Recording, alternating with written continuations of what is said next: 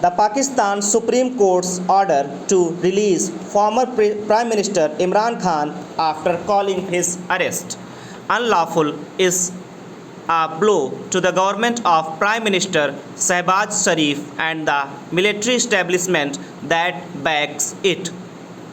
Mr. Khan was arrested on Tuesday from the Islamabad High Court, where he had appeared to seek bail in multiple corruption cases by the paramilitary Rangers.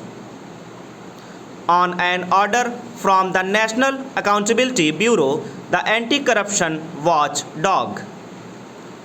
The arrest came a day after the military had warned him against making baseless allegations that a senior military figure was involved in an attempt on his life in November 2022. Ever since he was ousted from power in April 2022, Mr. Khan has campaigned against the 13-party coalition government led by Mr. Sharif. He has demanded earlier parliamentary elections due from October against organized massive rallies and won back-to-back by-elections. Proving his rising popularity on the other side, the coalition government's approval rating has tanked amid mounting economic woes, but Mr. Sharif has refused to give in to Mr. Khan's demand. The former cricketer turned politician who came to power in 2018 had enjoyed warm links with the military for over 3 years.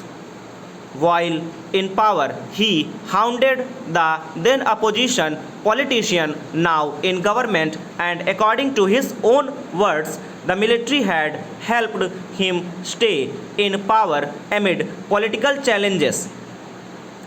But after they fell out over key military appointments, Mr. Khan turned against the generals. The new government slapped case after case on him, deepening the political rift.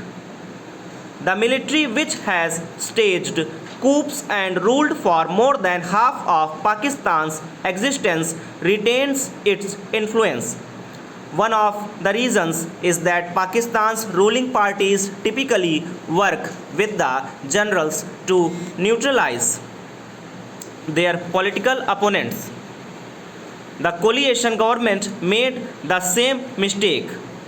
The allegations against Mr. Khan should be probed, but the way he was arrested using the paramilitary forces and the nationwide crackdown on his supporters that followed raised more questions, prompting the Supreme Court to wade in and order Mr. Khan's release.